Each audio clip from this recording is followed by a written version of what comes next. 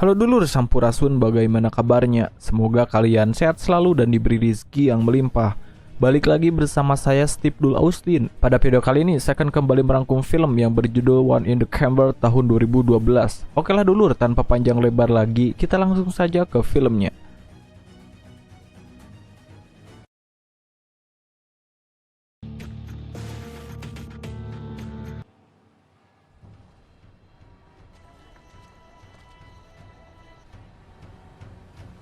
Organized crime rose in its place. Not that it... Film diawali dengan seorang pria yang bernama Damian. Ia merupakan seorang wakil kepala kriminal, dan bosnya itu bernama Vlad Tavanian. Vlad terlihat akan melakukan sebuah transaksi bersama bandar narkoba yang bernama Nikolai.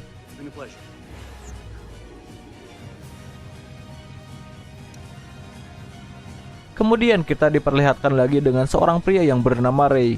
Ray terlihat sedang memungut sebuah koper di dalam tong sampah. Lalu kemudian dia masuk ke dalam gedung kosong.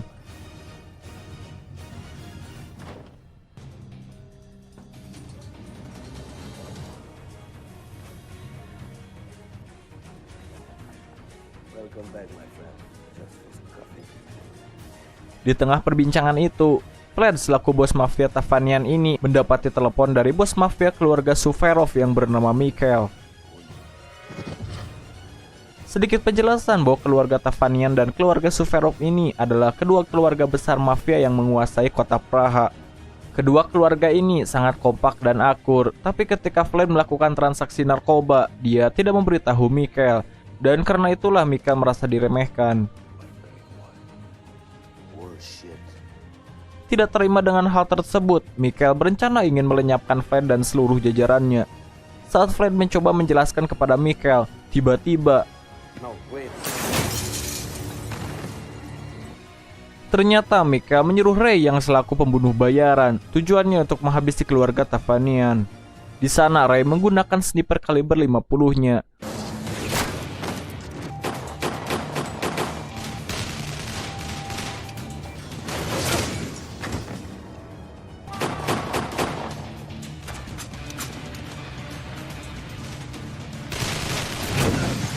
Tapi Damian berhasil selamat karena bersembunyi.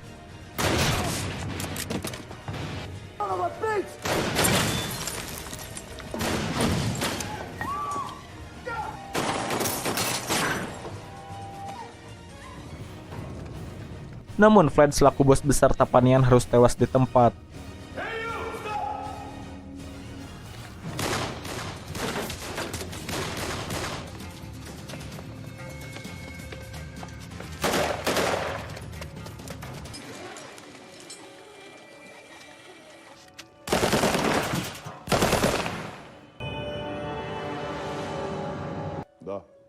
I'm calling to negotiate the... Keesokan harinya, Mika mendapat telepon dari Damian yang ternyata Damian masih hidup. Tapi tiba-tiba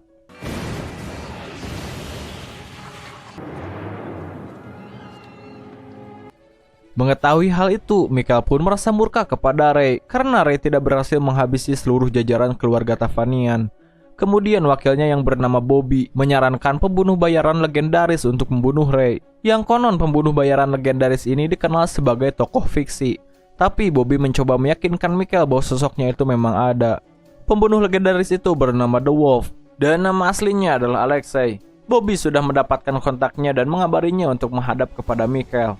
Dan secara kebetulan, di sana Alexei sedang menagih hutang. Tapi karena orang itu tak mau membayarnya, maka Alexei harus bertindak dengan cara paksa.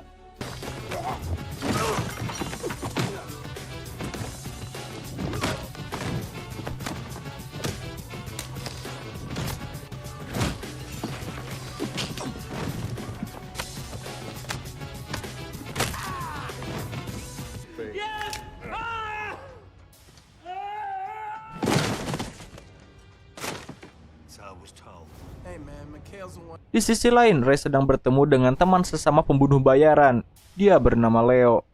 Leo diutus oleh Damian untuk menawari Ray kontrak kerja, tujuannya untuk menghabisi Mikhail dan Bobby. Damian tahu bahwa yang sudah membunuh bosnya itu adalah Ray. Tapi karena Damian sangat suka dengan kemampuannya, di sini Damian bersikap profesional dan berani membayar Ray 2 kali lipat dari bayaran Michael. Mendengar hal itu, Ray pun mengiyakannya, dan karena bayarannya lebih besar, akhirnya Ray pun berpindah haluan.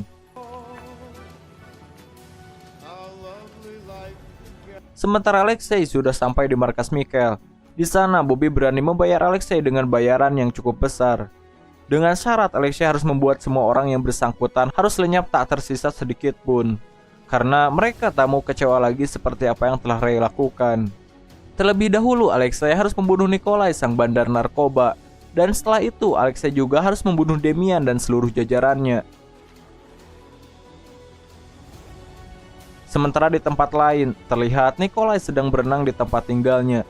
Tak lama kemudian dia dikejutkan dengan kedatangan Alexei yang sudah duduk manis di tempatnya. Ternyata Alexei sudah siap untuk mengeksekusinya.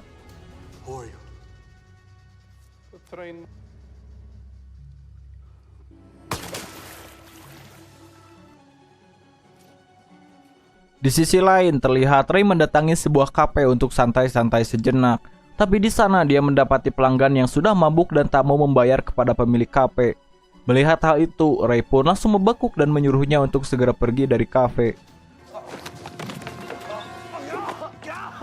Karena bajunya terkena minuman, maka si pemilik kafe memutuskan untuk membersihkan bajunya. Dan tak lama, Ray pun langsung pergi dari kafe itu.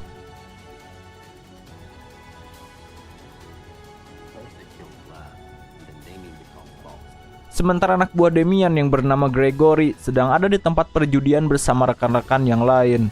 Namun di luar tempat itu sudah ada Alexei yang sedang mengamati mereka dari CCTV. Dan tentunya Alexei akan membantai mereka semua.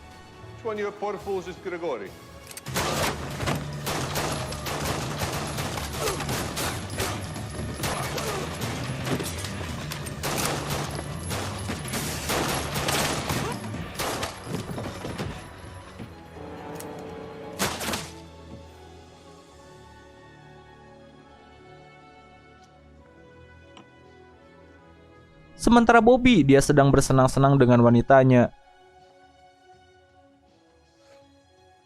Namun tiba-tiba muncullah Ray datang untuk memburunya sesuai keinginan Damian.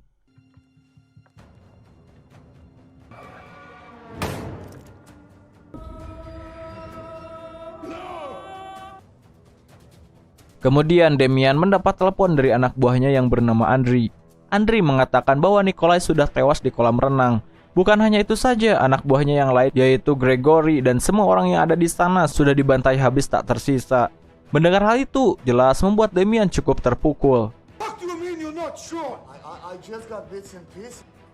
Scene kembali kepada Ray. Di sana ia kedatangan tamu yakni si pemilik kafe yang bernama Janice. Maksud Janice mendatangi Ray ternyata hanya ingin mengembalikan bajunya yang tertinggal kemarin di kafenya. Ray pun bertanya-tanya dari mana dia bisa menemukan tempat tinggalnya.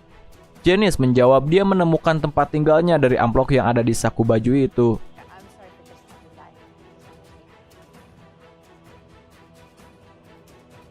Sementara di tempat lain, Leo tertangkap oleh Michael. Dan Michael langsung menanyakan kepada Leo ada berapa banyak pembunuh bayaran di kota ini. Menurut saksi mata yang sedang bersama Bobby, dia melihatnya dengan jelas ciri-ciri orang yang membunuh Bobby. Dia menjelaskan orang tersebut berkulit hitam. Di sini sebenarnya Leo tahu apa yang ditanyakan oleh Michael, tapi Leo tetap berusaha menutupi itu semua karena dia tidak mau Ray dalam bahaya. Di sisi lain, Ray sedang mengintai pergerakan Michael dari kejauhan. Tapi di situ Ray mendengar sesuatu. Dan ternyata Alexei juga sudah ada di sana. Namun beruntung Ray masih bisa lolos dari buruannya. Di situ Damian mendapati telepon dari Andre bahwa yang membantai di tempat perjudian itu ciri-ciri orangnya tinggi, berkulit putih, memakai kemeja dan memakai topi. Mendengar ciri-ciri itu, Damian pun seketika teringat bahwa dia itu adalah sosok legenda yang dikabarkan hanyalah fiksi. Tapi sekarang sosoknya itu benar-benar nyata. Maka Damian memutuskan untuk memburu Alexei dengan tangannya sendiri. Sementara Ray kedatangan Janice untuk mampir sejenak di kediamannya. Dan sepertinya Janice terlihat mulai menyukai Ray. Tapi tiba-tiba Ray mendapat telepon dari Leo. Leo menyuruhnya untuk pergi meninggalkan kota karena dia sudah membocorkan tempat tinggalnya kepada Michael. Leo terpaksa memberitahu Michael karena jika Leo tetap tutup mulut, dia pun akan dibunuh. Mendengar hal itu, Ray pun cukup santai, tapi tanpa disadari, Janice masuk ke dalam ruang kerjanya. Janice menemukan sebuah buku milik almarhum ayahnya yang ada di tempat kerja Ray. Ternyata Ray pernah membunuh seseorang yang ternyata orang yang dia bunuh itu adalah ayahnya Janice. Mengetahui hal itu, Janice pun cukup terkejut. Yang ternyata Ray ini adalah seorang pembunuh bayaran. Dan benar saja, karena Leo membocorkan alamat Ray kepada Michael, maka terjadilah acara baku hantam antara kedua pembunuh bayaran.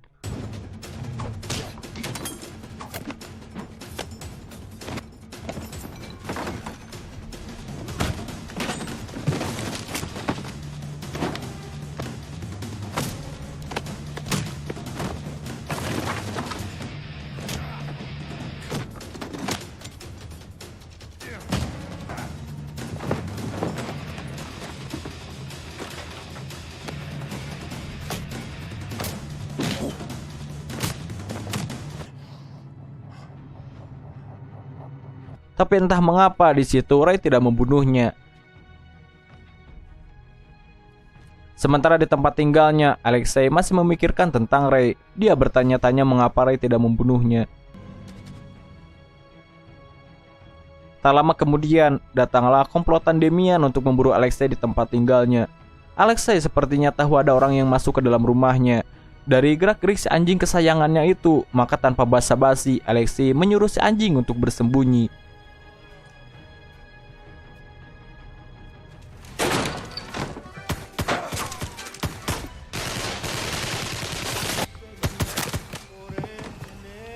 Dan dengan sangat mudah, Alexei dapat menghabisi mereka semua. Sementara Leo ditekan oleh anak buah Michael dan menyuruh Ray untuk datang ke kafe milik Janice.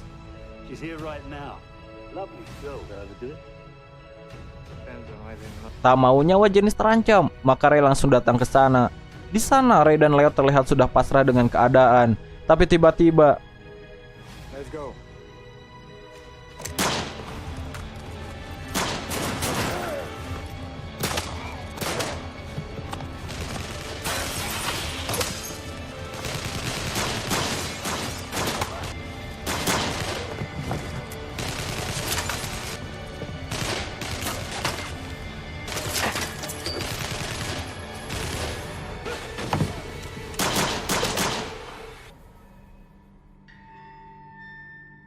di situ Janice sedang bersama Michael untuk memancing Ray agar muncul di hadapannya. Tak lama kemudian, datanglah Ray untuk menyelamatkan Janice.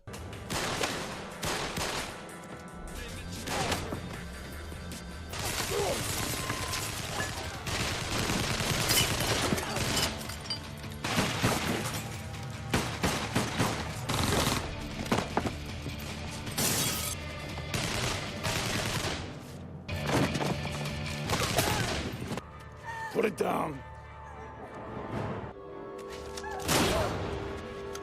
Saat Michael akan membunuh Ray, tiba-tiba datanglah Alexei untuk berkhianat kepada Michael.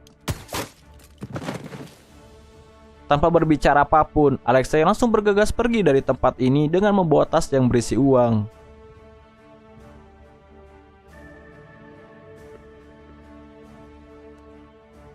Keesokan harinya, saat Ray masuk ke dalam rumahnya, di situ sudah ada Alexei yang sedang menunggunya. Tentu kehadirannya itu bukan untuk bertarung lagi, melainkan Alexei bertanya-tanya, mengapa Ray saat itu tidak membunuh dirinya. Ray pun menjawab bahwa tidak ada orang yang membayarnya untuk membunuh Alexei. Lantas Alexei berterus terang kepada Ray bahwa dirinya sudah bosan di bawah suruhan orang lain untuk membunuh orang hanya demi bayaran yang besar. Dan dia berlogika, daripada disuruh untuk membunuh orang, lantas kenapa kita tidak langsung merampas uang dari mereka saja? Setelah mendapatkan jawaban dari Ray, Alexei pun langsung pergi begitu saja. Never be saved. Oke dulur, dan film ini pun udahan bor.